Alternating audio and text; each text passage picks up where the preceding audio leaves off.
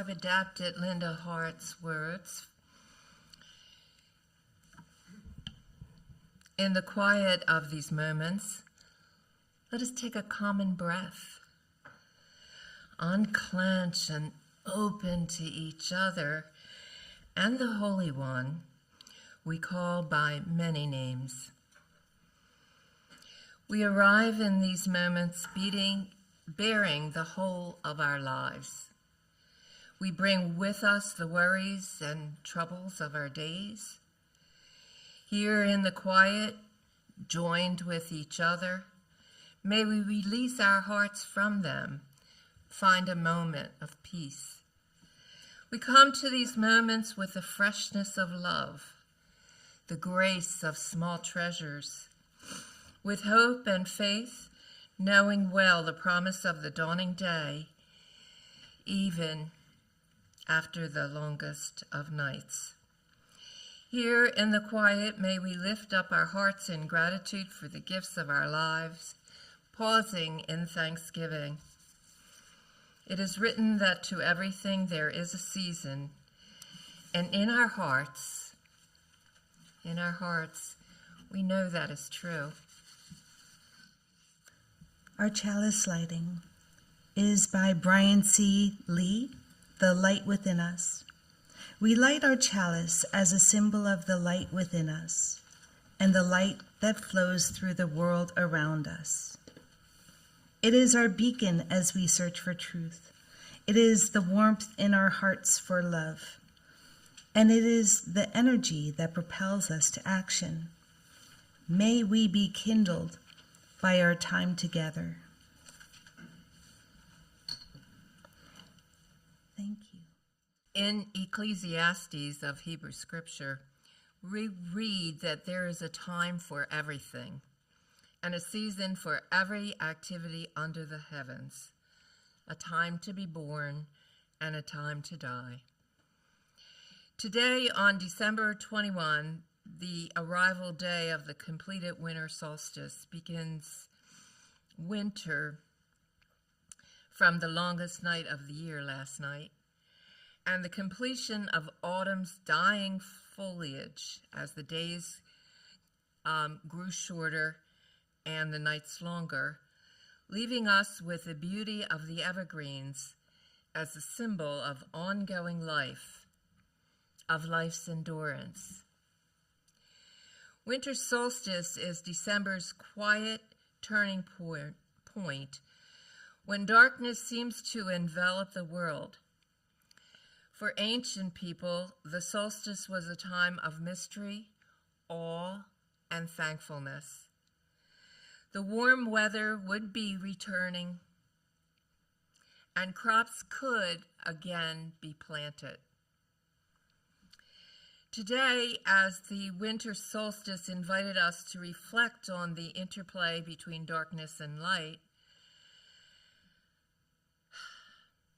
we have to acknowledge that darkness can be unsettling, a place of uncertainty, introspection, and sometimes sadness. Yet it is also a fertile time, ground for renewal. Seeds rest in the soil, animals hibernate, and we too are called inward. In the darkness, we are given space for quiet contemplation, for healing, for imagining what new life we might bring forth in the months ahead. And I understand last night's solstice celebration was beautiful. How many of you were there to enjoy it? Quite a few. How lovely.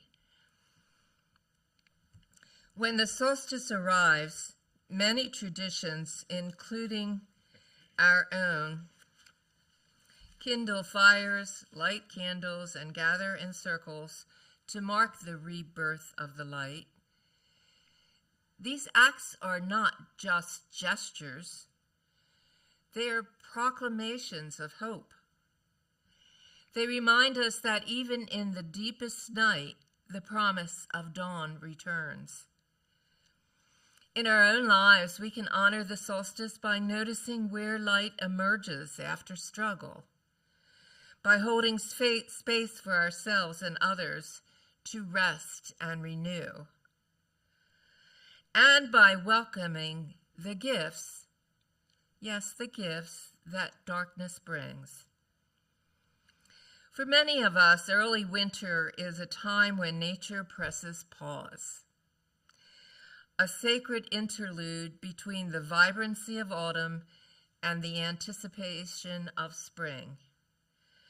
Frost glimmers on rooftops at dawn, bare trees stand in silent witness, and we too are invited to slow down and listen to the rhythm of the earth beneath our feet. Now, this may sound counterintuitive to all the things we do last minute before Christmas, but remember, breathe through that and then slow down right after Christmas. Of course, there might be an early snowstorm such as we had last Sunday when I spoke of peace on earth through honoring human rights. December 10th marked the annual commemoration of the original Declaration of Human Rights in 1948, and I invite you all to go to your computers and bring them up. It is quite the refresher course. Early winter is a tapestry of traditions. In these weeks, many celebrate, as you did last night, the Winter Solstice, Hanukkah, Christmas, and more recently, Kwanzaa has been added. Each holiday carries its own history, rituals, and ways of marking the passage of time. And yet they mingle together in a shared landscape of hope, reflection, and renewal. Today, as we gather in the warmth of this community, let us explore what winter brings not only to our calendars, but to our spirits, our relationships, and our hearts. Today is the last day, and today is the last day and night of Hanukkah, in which we find ourselves at a poignant moment, the lighting of the 8th and final candle. The menorah stands aglow with all of its light but one, each flame a testament to resilience, faith, and hope. Hanukkah commemorates a story of perseverance of a group of Jewish people whose temple was desecrated by the Hellenistic rulers of the time.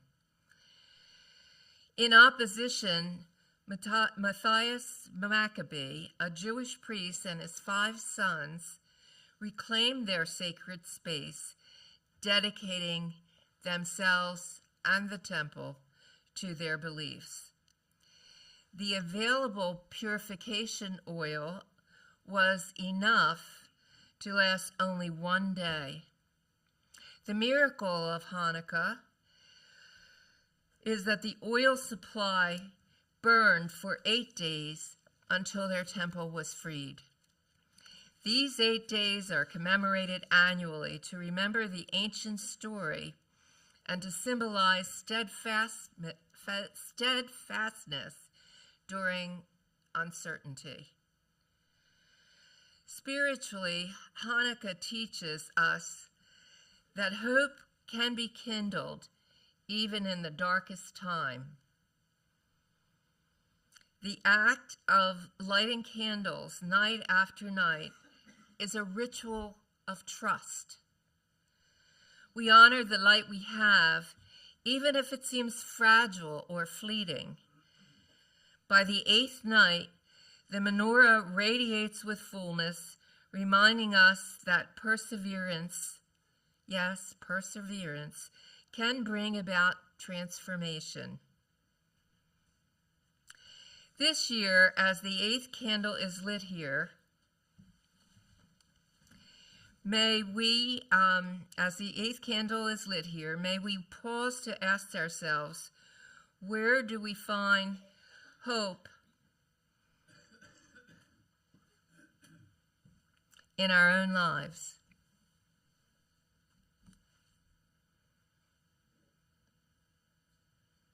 Thanks, John. What acts of perseverance, large or small, have illuminated our path? Hanukkah's message is clear. Every light matters, and even small gestures of faith and care can spark miracles. Stop for the lightning for... No, I don't have to read that. With Hanukkah drawing to its close, yes, I know, I'm funny. Many begin, including me, the final preparations for Christmas. This means visiting Bruce and Barbara and welcoming them home. This is a season filled with anticipation. Twinkling lights appear in windows. Homes are scented with pine and spice. Familiar carols drift through the air. Yet beneath the bustle, Christmas invites us into a deeper story. It is a story of generosity, community, and love made manifest. That is the miracle that was called incarnation, love made manifest. May you all recreate this miracle. Manifest love, not just Christmas, but always. Our Christmas Eve service will retell the origin story and reflect on its meaning for us today.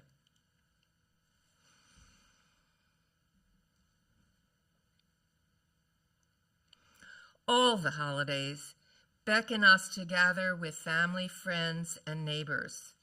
We exchange gifts and cards, share meals, and extend kindness to those in need. These traditions are more than mere obligations. They are, if you will, rituals of connection.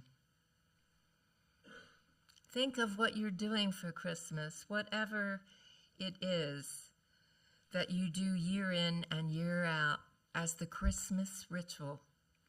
Make a pie, cook a 7-fish dinner. There are rituals. Christmas at its heart is a call to embody compassion, to notice those on the margins, to practice hospitality, and to become bearers of light in a world that needs it. For Unitarian Universalists, Christmas preparations may be diverse. Some may celebrate the birth of Jesus. Others may focus on the universal message of peace and goodwill. Whatever our tradition, we are united by a desire to make the world brighter. It's part of our Christmas ritual, and we carry it forward through the year to the next reenactment of that ritual.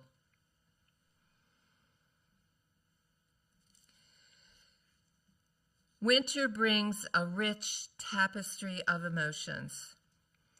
For many, maybe most, the holidays are a time of joy. Reunions, laughter, and celebration abound. I just want to mention, in terms of my celebration, our son Andrew is here. He's our guy that lives in Los Angeles. Came in yesterday. For others, the season may evoke sadness or longing, a sense of loss, nostalgia, or loneliness. The interplay between joy and feeling blue is part of the spiritual atmosphere of the time. It is important to honor the complexity of our emotional experience.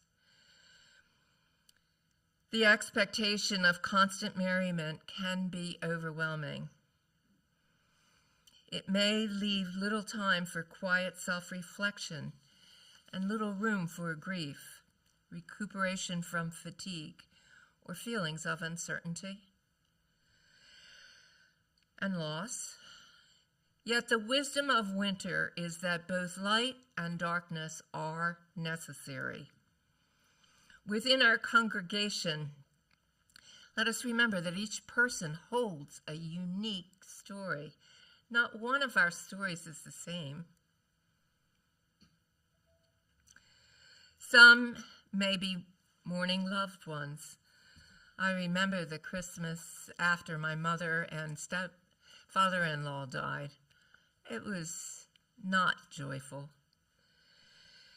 We might be navigating personal challenges, or some of us feeling the weight of the world's sufferings. Others may be delighting in new beginnings, cherished traditions, or the warmth of togetherness. All these feelings belong. They all belong. Whatever you're feeling, it belongs. In the acknowledging our emotional landscape without judgment or haste, we make space for healing, transformation, and joy. If you're finding yourself feeling blue this season, know that you're probably not alone. Reach out, share your story, and allow me or others to support you.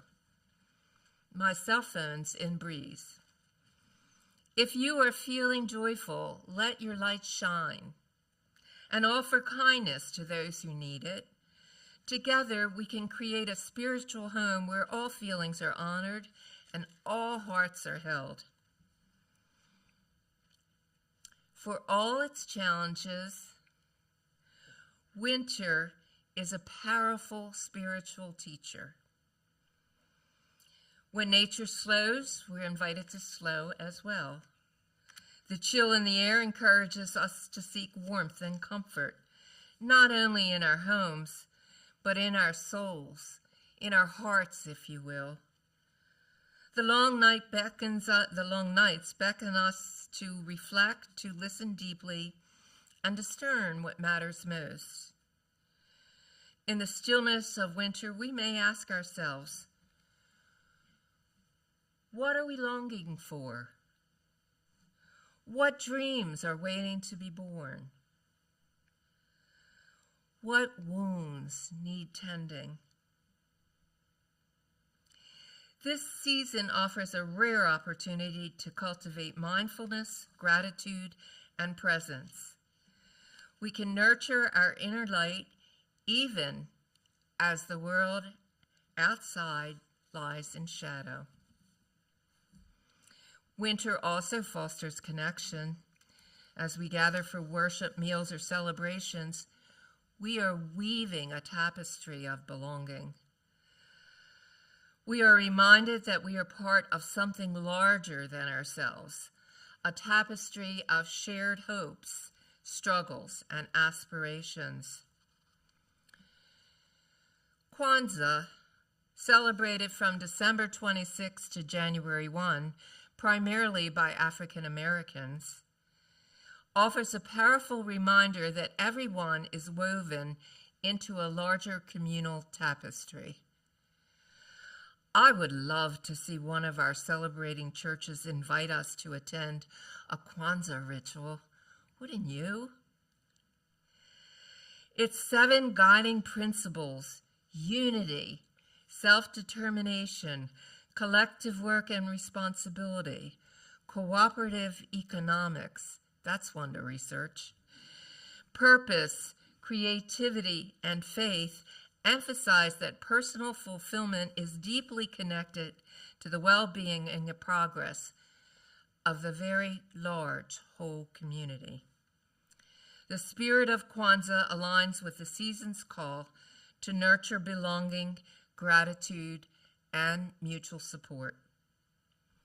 Reminds us that our actions ripple outward and that together we create meaning and possibility greater than what we could achieve alone. Spiritually, winter can help us practice humility and acceptance. It teaches us that growth is cyclical, that rest is essential, and that transformation often begins in the quietest of moments. When we embrace winter's lesson, we become more compassionate, resilient, and wise. One of the gifts of the holiday season is its diversity. Within our Unitarian Universalist community, we honor many traditions, each with its own symbols, stories, and rituals, without trying to co-opt anything. The solstice, Hanukkah, Christmas, and Kwanzaa may arise from different origins, but they share common threads: the celebration of light, the renewal of hope, and the affirmation of community.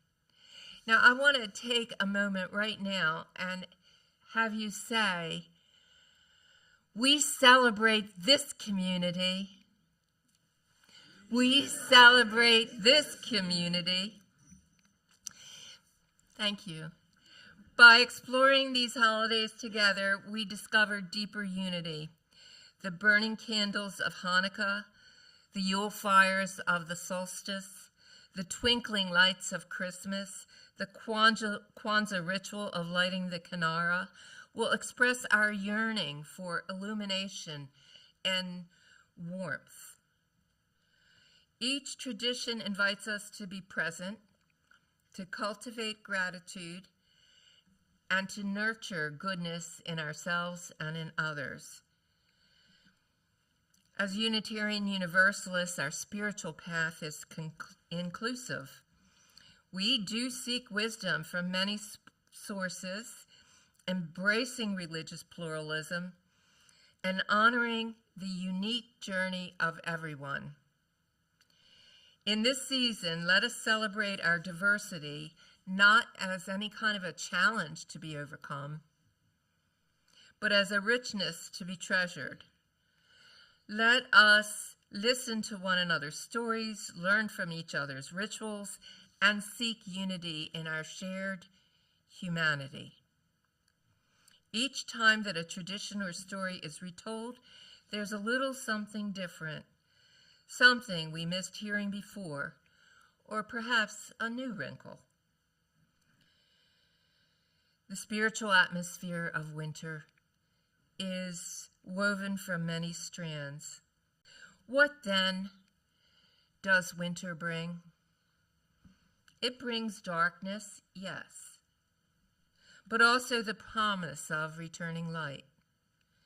It brings celebration and ritual, reflection and renewal. It brings joy and sometimes sadness, solitude and community, challenge and transformation. As we marked the Winter Solstice, lit the last candle of Hanukkah, and prepare for Christmas, let us open our hearts to the fullness of the season. Let us honor our emotions, support one another, and go after the spiritual wisdom that winter offers. In the quiet, that's why I always love Christmas Eve, the quiet. In the quiet, let us find peace. In the cold, let us offer warmth. In the darkness, let us kindle hope. May we leave this gathering with gratitude for what winter brings, its lessons, mysteries, and gifts. May we continue to nurture our inner light, cherish our connections, laugh for reasons I have no knowledge of, and build a community rooted in love. And may we remember always that the cycles of the earth mirror the cycles of our lives. After the longest night, light returns. May it be so.